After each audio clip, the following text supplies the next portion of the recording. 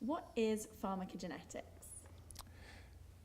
Pharmacogenetics is a study of how our DNA, our genes, affect the way we respond to drugs. When you give drugs to 100 people, it is likely a third will respond very well, a third will respond moderately, and a third don't respond at all, and maybe 10% might develop side effects.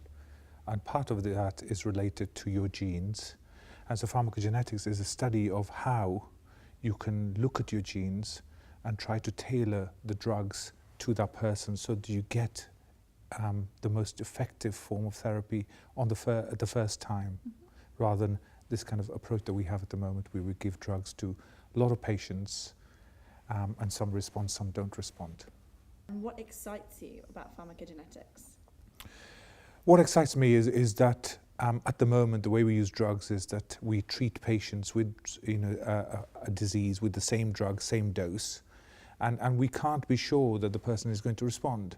But if I had the tools and the knowledge to be able to say the patient is going to respond to the first drug I give them in the most effective way, that's what excites me, that you would prevent a lot of morbidity out there, a lot of patients would get better quicker, and patients wouldn't suffer side effects. So side effects account for a big burden on the National Health Service right now. So at the moment, at this very moment in time, at least 8,000 beds in the NHS are occupied by patients with adverse drug reactions. If we're going to even prevent a proportion of that, then pharmacogenetics will have been very successful. How and when will pharmacogenetics affect our lives? It's already affecting our lives right now. In cancer, there are many sort of things that people are doing with pharmacogenetics or genomics in general to try to improve the way drugs are used to treat cancer. In HIV, there are drugs where you have to do pharmacogenetic test before you give drug to the patient to prevent a serious side effect. And as we go through the next few years, pharmacogenetics will come into many different areas of medicine. And in the future, 20, 30 years' time, it will be sort of, available almost everywhere. What are the challenges to developing pharmacogenetic medicine?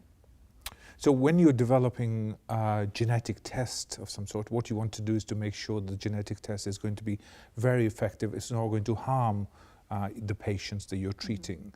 So you have to develop the evidence base to make sure that what we're doing for patients is the best thing for them.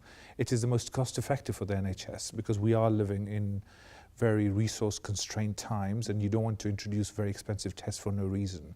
So you have to develop the evidence base to show that it actually works, it actually makes things better for the patient, and it also improves the cost effectiveness of the way we use drugs in the NHS. So therefore, if you take all that into account, there's a huge amount of work to be done to be able to bring pharmacogenetics of individual drugs into clinical practice.